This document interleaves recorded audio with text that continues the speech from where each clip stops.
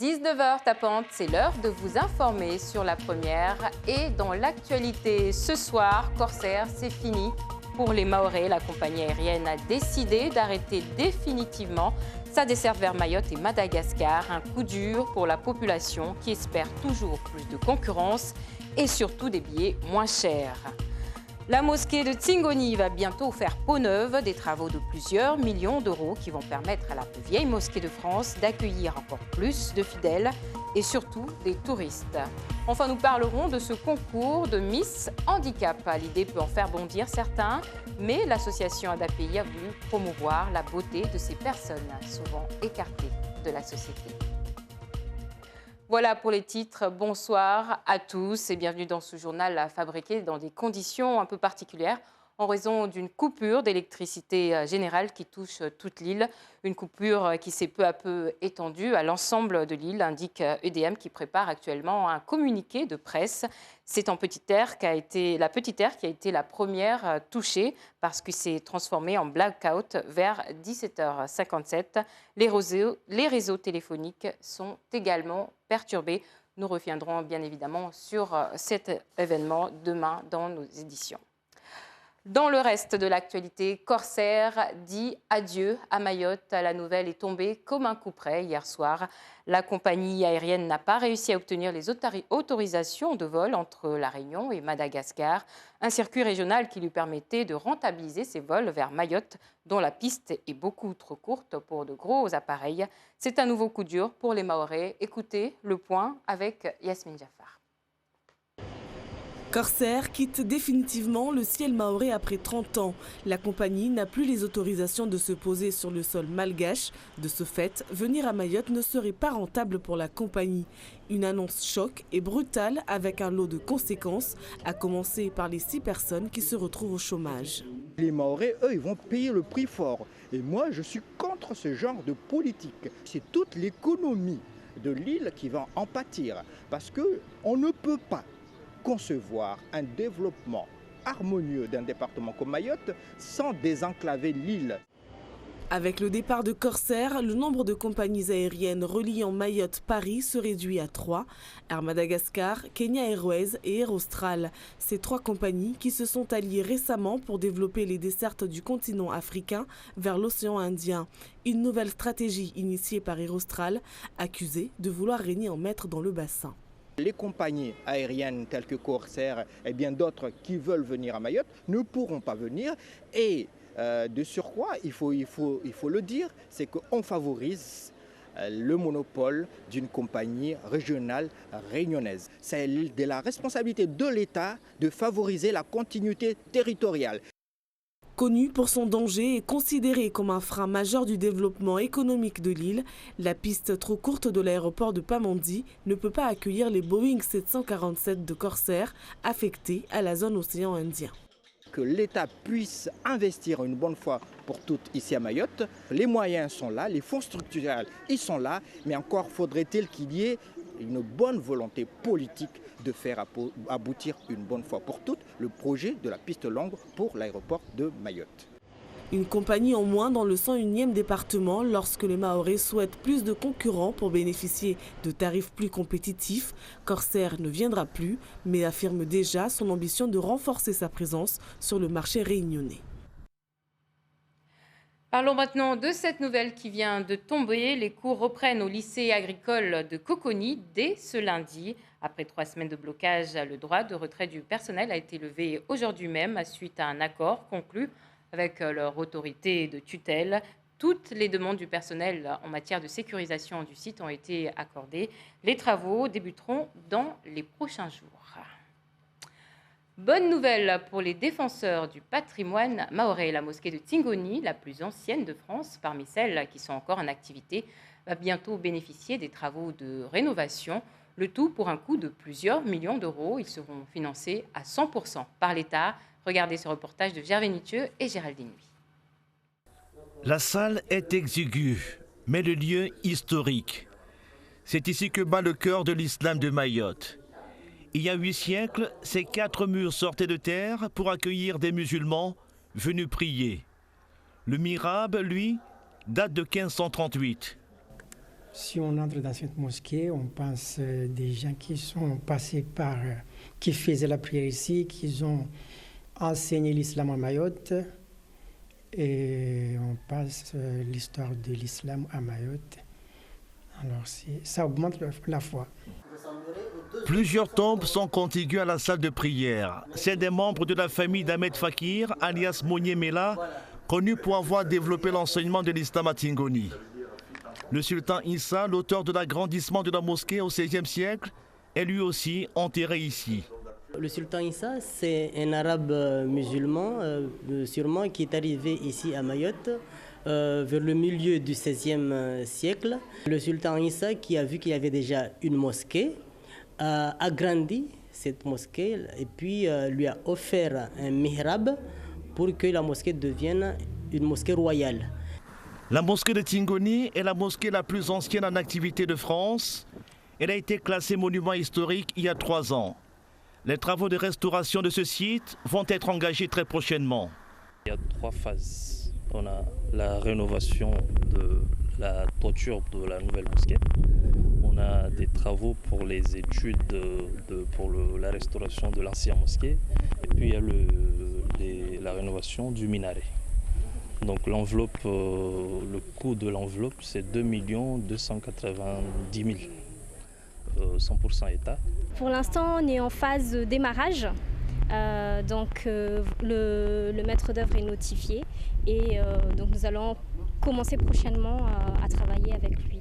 Vous savez qu'à peu près on commence dès lundi, on prend contact avec lui et ça va durer 5 semaines pour tout ce qui est phase avant-projet.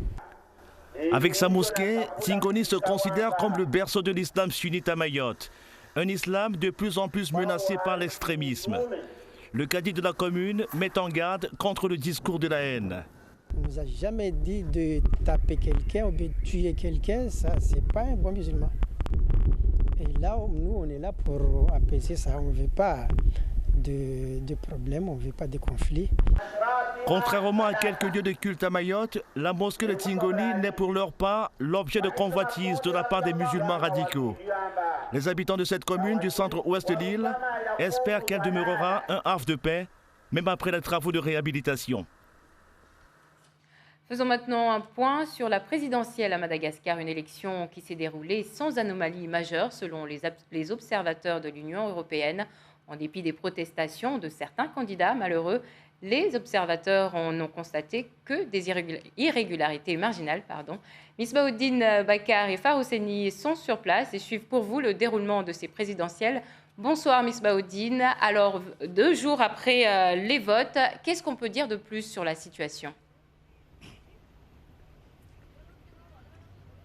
Bonsoir Alda. Les Malgaches ont certes voté dans le calme, mais 2 ex-présidents risquent d'assombrir le climat post-électoral. De l'autre côté, d'un côté, Éric Rajao Mambianapine, le sortant, qui sort de son silence et qui dénonce des irrégularités et appelle les Malgaches à la vigilance. Et selon certaines sources, il aurait d'ailleurs quitté le pays. Et de l'autre côté, Marc Ravalo Manan qui appelle ses partisans à manifester demain, un rassemblement, un meeting avant l'heure, puisque la campagne de l'entre-deux tours n'a pas encore commencé.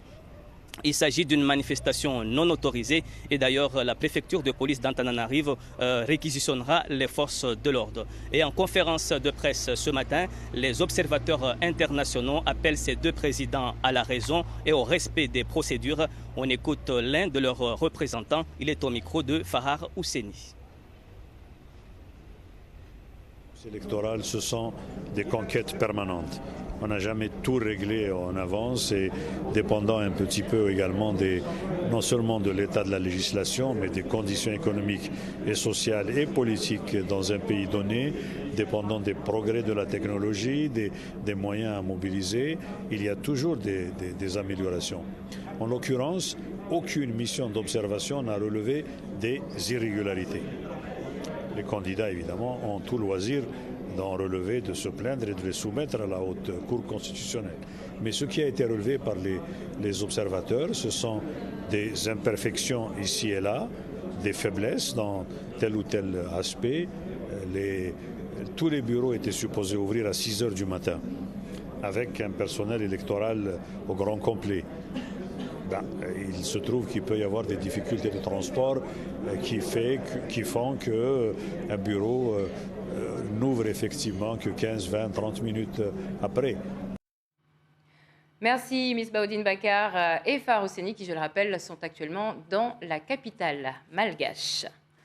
L'éducation nationale fête la science. Toute la semaine prochaine, les établissements scolaires de l'île seront mobilisés pour diffuser la culture scientifique auprès d'élèves souvent réticents à s'intéresser au sujet. Il faut dire que les idées reçues sont nombreuses sur la science. Cédric Villani, un scientifique de renom, sera d'ailleurs sur l'île pour l'occasion. Cette année, l'accent sera mis sur les expériences en tout genre. On écoute Laurent Souchard, l'inspecteur académique du second degré chargé du pôle sciences à Mayotte. Cette année, on essaye que la fête de la science soit un peu plus sur tout le territoire. Donc, il y aura des actions à Chirongui, à Chiconi avec le sismographe, à Kungu avec les échecs, sur Petite Terre à Laboratoire 7 et un peu sur toute la zone de Kaweni avec effectivement un certain nombre d'échanges, colloques, etc. On essaye que ce soit vraiment les élèves qui ont des actions, fassent des actions et reçoivent et expliquent. Par exemple, au niveau de Kaweni 2, les professeurs et les élèves travaillent à des actions scientifiques et c'est les élèves qui vont recevoir d'autres élèves de la région du quartier de Kaweni pour leur expliquer leurs expériences. C'est les élèves qui deviennent acteurs. Donc nous, à Mayotte, on essaye beaucoup de travailler là-dessus. Parlons maintenant de ce concours qui nous montre que la beauté n'est pas incompatible avec le handicap. C'est la leçon à tirer de ce nouveau concours de beauté lancé par l'ADAPI qui vise à montrer que même avec une déficience physique ou mentale, on peut aussi vivre comme les autres. La preuve en image avec Hachim Saïd Hachim et Géraldine Huy.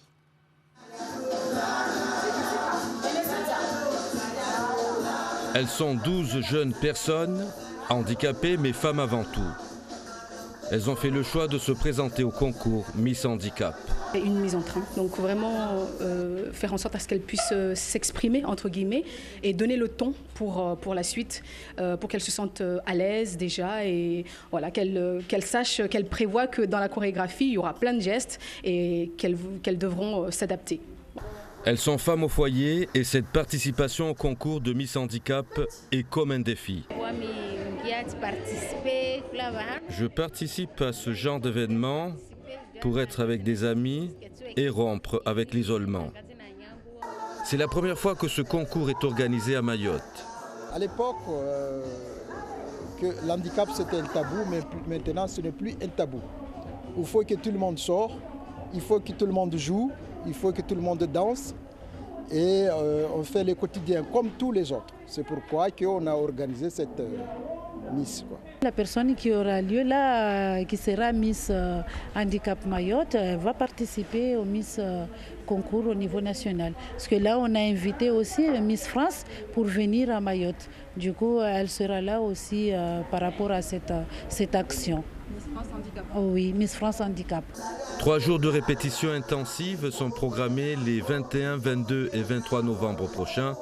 Le concours se déroulera le 24 novembre à la MJC de Mgombani. Demain, une trentaine de jeunes sportives vont décoller pour un stage d'1 semaine sur l'île de la Réunion. Il s'agit de la section féminine de handball qui prépare les prochaines compétitions en se confrontant aux autres sportives de l'océan Indien. Une étape importante pour les Jeux de la CJSOI. Daniel Abdou a rencontré leur entraîneur, Abouchirou Sultani, lors d'une remise de matériel qui a eu lieu ce matin au collège de Passamainti. Écoutez-la. Les jeunes filles qui vont partir du 10 au 17 novembre, ce sont les jeunes de la section sportive handball. En fait, on en a 35, mais parmi les 35, on en a choisi 20. Bien sûr, c'est une sélection normale parce qu'on a fait une sélection dans cette section sportive. Pourquoi? C'est pour faire une sortie à La Réunion, pour se confronter aux équipes réunionnaises et surtout faire une rencontre avec le pôle espoir. Parce que vous savez, nous sommes là pour préparer ces jeunes, pour rehausser le niveau du handball féminin à Mayotte. Donc, parmi ces 35 filles, il y en a 24 qui rentrent bien dans la catégorie d'âge. Et voilà, on les prépare, c'est une sélection permanente. Ces jeunes-là dorment à l'internat au lycée de Tararano.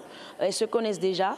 À leur âge, c'est très bien parce qu'elles apprennent à jouer ensemble, elles apprennent à se connaître et ainsi de suite. Si elles partent en pôle, elles n'auront pas de difficultés à vivre à l'internat parce que depuis Mayotte, elles ont déjà l'habitude d'être à l'internat.